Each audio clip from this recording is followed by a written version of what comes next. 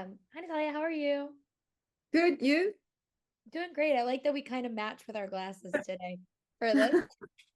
But to start, when you are doing something that it at its core is a story about a family, but it also is this woman's determination to try and like do her studies and kind of have it all at the same time. What for you was the challenge of making sure both sides of that came together to make this like as compelling as Midnight Family is for audiences? Uh, I'm so glad that you're mentioning it because it was one of the things we tried to like really keep in mind all the time. We knew we wanted to have a choral or a choral ensemble of cast, and the family is of course like the unit of our story, but Marigavi, she's the core, she's the heart. Um, and she's also like the show is inspired by Midnight Family, the documentary. Mhm. In that world, it's all men, and we decided to take this to a fiction show. We knew that, um, or at least we wanted to keep on the narrative of modern times and future times, where women have always been there, but have not always been noticed. Mhm. And Marigavi is an example of that. And Marigavi is not only an example of that, but she's a woman of her age, of her era, um, trying to, as you were saying, and suffer the consequences of that as well at the same time, but not giving up nonetheless, and trying to understand herself while she uh, lives her life both on and off the ambulance. And that gave us a very particular ecosystem to move around, which is the paramedics world. But we always knew it was that was like kind of the macro context, but it was always about the characters. It was always about, and the characters not only as, I think we as an audience or as civilians tend to put like people in boxes, like she's a director, she's a paramedic, she's a journalist, she's a doctor, Mhm. and we kind of forget what's behind it. Like, why is this woman dealing with outside of her professional life?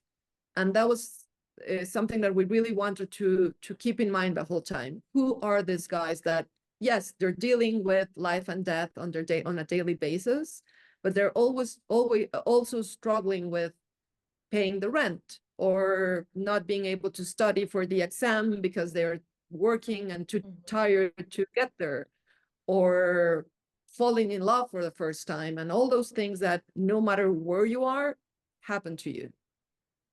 Yeah, and I also love that you, like I said earlier, this is about a family. And wait, Diego Calva's character, I really love the moment where he's just kind of like, "This is all I've ever known. Like, am I gonna be stuck in this for my entire life? Because I've been in here since I was a kid." Mirrored with the fact that there is a literal child in the ambulance with them as well.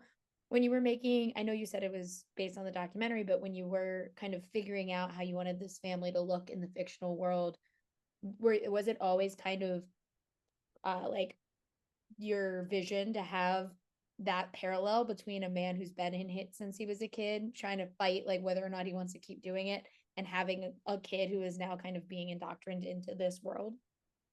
See, that was for sure one of the storylines that we knew that we wanted there the whole time, because I think it talks a lot about contemporary times as well, not only on the medic or paramedic world, but in most houses, most families.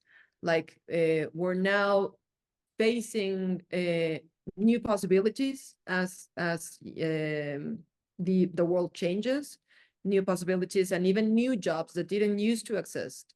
Um, so the fact that there's this dad that just cares about putting food on the table, and he has found a way in doing so by handling this ambulance. That's all he aspires to. Like, I'm fine as long as my family is fed and has a roof over their heads. And now the son, he wants more. And then what happens with the even newer generations? And I think that speaks again to a broader audience that can connect with that worldwide. Yeah. And for the last quick question, now that the show is getting to come out and on Apple TV and a whole audience is going to get to see it, what is the most exciting part for you? Uh, I think, well, for sure, the work of all of us put there out there. I'm so proud of the show we made. I'm so proud of like the production design that the show portrays. It was very important. We wanted to say, okay, this is a Latin show. We're shooting in Mexico, and we wanted to feel it like that. It's a Latin show. It doesn't aspire to feel not something that it's not, like maybe American or European. It's like we're Latinos, we're Mexican, and we want our show to have that feeling, but be able to compete like on a production value scale with any show from around the world, or most of the shows from around the world. And I'm really proud of that, of the work we all made. I'm really proud of the world to get to know the amazing cast, the Latino cast that we have, mainly Mexican, but Oscar Jaenada and Ethan Escamilla from Spain, Mariana Gomez from Colombia. We have an international cast in that sense. And I'm really proud. It didn't come out that way, but Midnight Family or Familia Medianoche was the first show that Apple produced in Spanish completely because of other reasons. Las Azules came out first, but it was the first one that got produced that way. And that was something that gave us a lot of pride as well. And also, yeah, like putting Mexico City out there by how we Chilangos, that's the way we call ourselves. That's like the, I don't know, the name for the people of Mexico City. And how, yeah, it's not a foreign point of view around our city. So we didn't want to get it like exotized, like being exotic. But we also didn't want to make it feel like everything is fine, because it's not. So we wanted the chaos and the beauty of that chaos portrayed out there. So yeah, those things. I'm so excited for people to get to see the show, and thank you so much for talking with me today. I really appreciate it. Thank you. Thank you. Have a great one.